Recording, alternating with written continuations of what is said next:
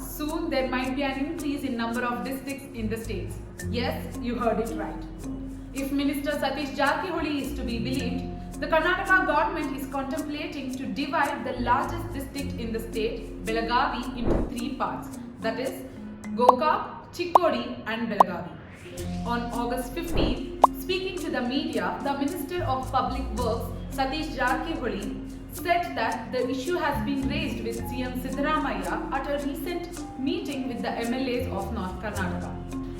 At 13,415 square kilometer, Belagavi is the largest district of the state, consisting of 18 assembly constituencies, 14 taluks and 506 gram panchayats in its current size.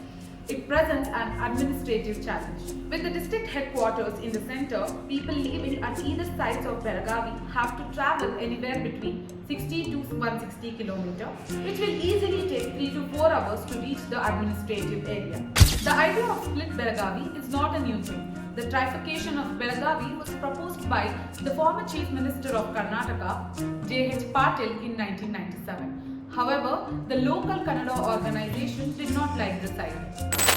There is another issue which is more complicated. When Karnataka-Maharashtra borders were drawn based on language, a part of Marathi-speaking population was included in Karnataka. Maharashtra claims that this dominant Marathi-speaking area should be a part of it. But Karnataka argued that the settlement of the boundary was final as per the States Recognition Act 1956.